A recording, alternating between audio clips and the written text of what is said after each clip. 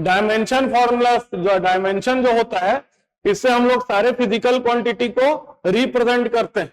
ठीक है, तो डायमेंशन का क्या मतलब होता है, तो मैंने आपको पहले जो क्लास है, फर्स्ट क्लास में मैंने आपको कुछ फिजिकल क्वांटिटी, फंडामेंटल क्वांटिटीज के बारे में आपको बताया था। 7 फंडामेंटल क्वांटिटीज होते हैं। मास होता है, मास का डायमेंशन होता है m, याद रखिएगा, इसको ऐसा रिप्रेजेंट करते हैं।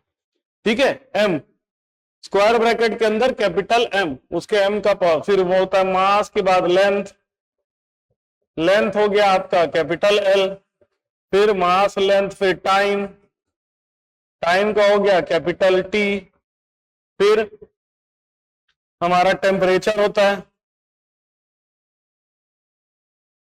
टेम्परेचर का होता है कैपिटल K, फिर हमारा 4 हो गया। उसके बाद क्या क्या बचा है, सोचते चलिए, याद करते चलिए। टाइम के बाद आपका होता है इलेक्ट्रिक करंट होता है, इलेक्ट्रिक करंट, इलेक्ट्रिक करंट को रिप्रेजेंट किया जाता है कैपिटल A से, कैपिटल A से रिप्रेजेंट किया जाता है। फिर उसके बाद होता है अमाउंट ऑफ सब्सटेंस होता है, अमाउंट ऑफ सब्सटेंस होता है,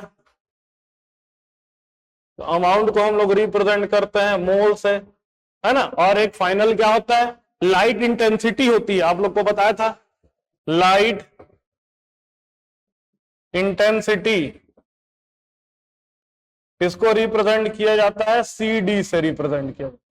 ठीक है, इसको कैंडेला CD से रिप्रेजेंट किया जाता है।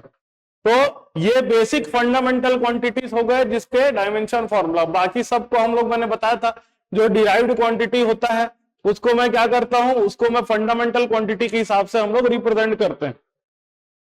अब समझते हैं कि अलग अलग क्वांटिटीज का डायमेंशन फॉर्मूला क्या बनेगा। तो ये तो डायमेंशन फॉर्मूला हो गया फंडामेंटल क्वांटिटी का। कुछ क्वांटिटीज और ले लेते हैं और उसका डायमेंशन फॉर्मूला हम लोग निकालते हैं। जैसे आपका सबसे पहला क्वांटिटी हम लोग ले लेते हैं velocity. What is velocity, it is equal to displacement upon time. आप लोग पढ़े होंगे क्लास 9th में, आगे भी हम लोग को नेक्स्ट चैप्टर में पढ़ना है, displacement upon time. Displacement actually में क्या होता है, लेंथ होता है, और टाइम हमारा t होता है। तो वेलोसिटी का हमारा क्या हो जाएगा डायमेंशन फॉर्मूला, m तो है नहीं, m0, l है तो l1, t भी है तो t -1, नीचे में t है तो t में क्या लगेगा -1। फिर आते हैं एक्सीलरेशन में। एक्सेलरेशन का देखें डायमेंशन फॉर्मूला क्या बनता है भाई, acceleration it is equal to velocity divided by time, velocity upon time. Velocity का क्या निकाले हम लोगों ने, m0 l1 t -1 divided by time का कितना हो जाएगा, नीचे में t, तो एक t बढ़ जाएगा, नीचे में t बढ़ जाएगा, मतलब t क्या हो जाएगा -2। ये हो जाएगा आपका m0 l1 t में -2। ये हमारा एक्सेलरेशन का हो गया। फिर हम लोग आगे आते हैं, एक्सेलरेशन के बाद हम लोग आ जाते हैं फोर्स में। फोर्स का क्या होता है भाई dimension formula, force is equal to mass into acceleration, mass into acceleration.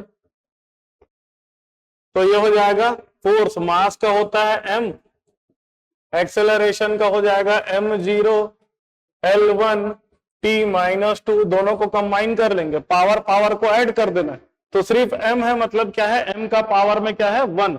ये कितना बन जाएगा, m का पावर 1, l का पावर 1, t का पावर -2 हो जाएगा। फिर आते हैं वर्क। वर्क का क्या होता है भाई डायमेंशन फॉर्मूला, पहले फॉर्मूला याद करिए, work is equal to force into displacement होता है, 9th क्लास में आप लोगों ने पढ़ा होगा। वर्क क्या होता है, force multiply by displacement, force multiply by displacement. तो फोर्स क्या होता है, फोर्स का डायमेंशन फॉर्मूला हम लोगों ने अभी निकाला, m1 l1 t -2, डिस्प्लेसमेंट का, डिस्प्लेसमेंट लेंथ है तो उसका कितना हो जाएगा l, तो हम लोग कंबाइन कर देंगे, m में कोई चेंज नहीं आया, l2 हो गया, देखिए 1 + 1 हो गया 2, और t कितना हो गया आपका -2 हो गया। वर्क हो गया, अब देखिए एनर्जी, एनर्जी और वर्क क्या है, वर्क ही एनर्जी में कन्वर्ट होता है, एनर्जी ही वर्क में कन्वर्ट होता है। तो वर्क का डायमेंशन फॉर्मूला और एनर्जी का डायमेंशन फॉर्मूला क्या होगा, सेम होगा। एनर्जी की बात करें, एनर्जी का भी डायमेंशन फॉर्मूला क्या होगा, सेम होगा, m1L2T-2। फिर एक आता है अगला हमारा जो क्वांटिटी होता है जिसको कहा जाता है मोमेंटम। मोमेंटम की बात करें तो मोमेंटम का क्या है, मोमेंटम का फॉर्मूला होता है मास इंटू वेलोसिटी। मोमेंटम क्या होता है, मास मल्टीप्लाई बाय वेलोसिटी। तो मास का यूनिट हो गया, डायमेंशन फॉर्मूला हो गया m, वेलोसिटी का हो गया m0L1T-1 T-1। तो इसका हो जाएगा मोमेंटम का m1L1 और T-1। ठीक है, ये हमारा मोमेंटम का हो गया।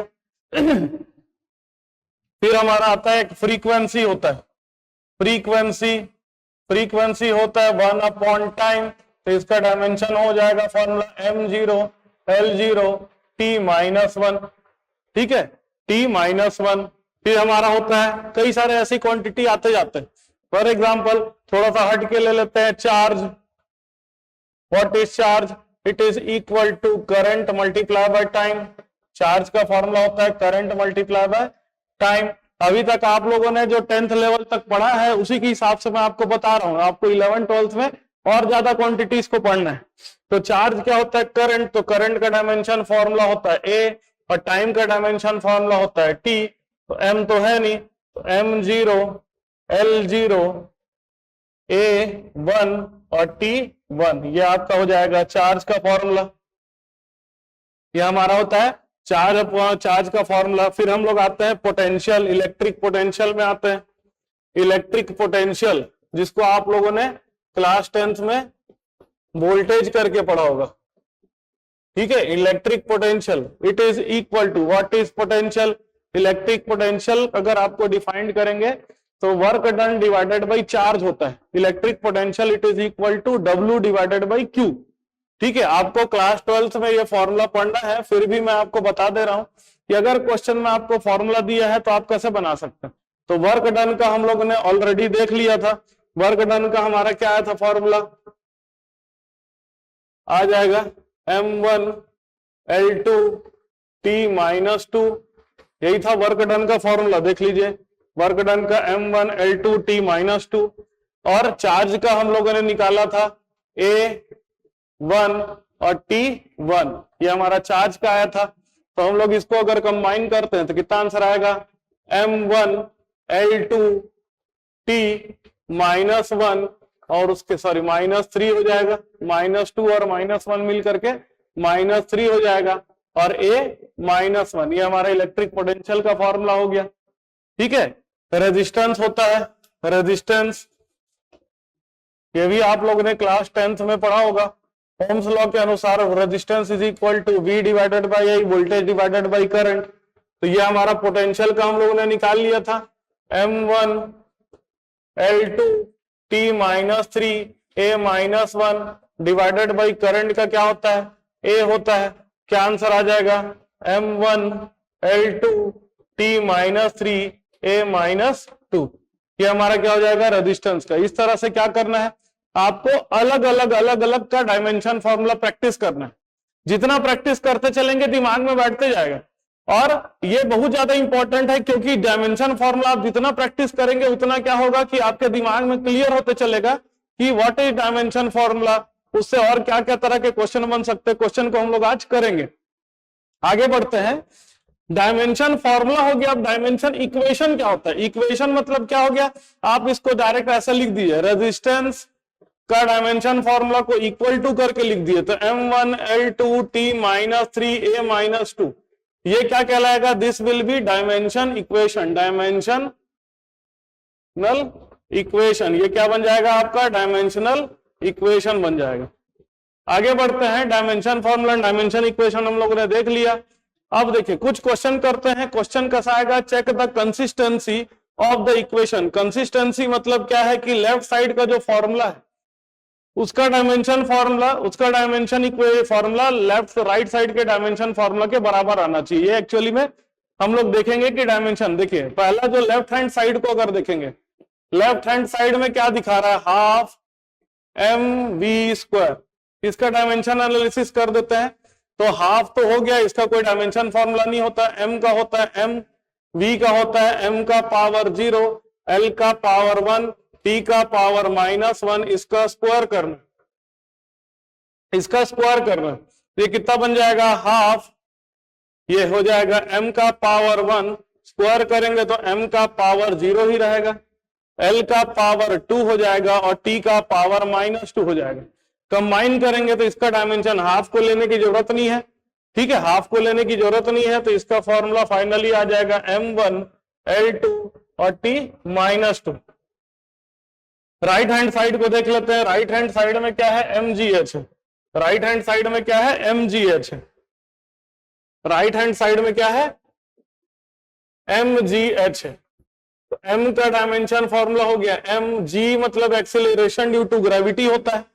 g क्या होता है, g is acceleration due to gravity. Basically उसका डायमेंशन फॉर्मूला एक्सेलरेशन के डायमेंशन फॉर्मूला से मैच करेगा। तो ये हो जाएगा m0 l1 और t -2 एक्सेलरेशन का हो गया। और हाइट एक्चुअली में क्या होता है, लेंथ होता है, तो हाइट का कितना आ जाएगा, लेंथ। इसको जब कंबाइन करेंगे तो ये आ जाएगा m1 l2 और t -2। चेक करेंगे, पिछला वाला हमारा आंसर सेम आया था क्या, m1 l2 t -2। Right side का भी डायमेंशन फॉर्मूला क्या आया, सेम आया। तो हम लोग फाइनली आंसर कैसे लिखेंगे, dimension formula for LHS and RHS is same. Dimensional formula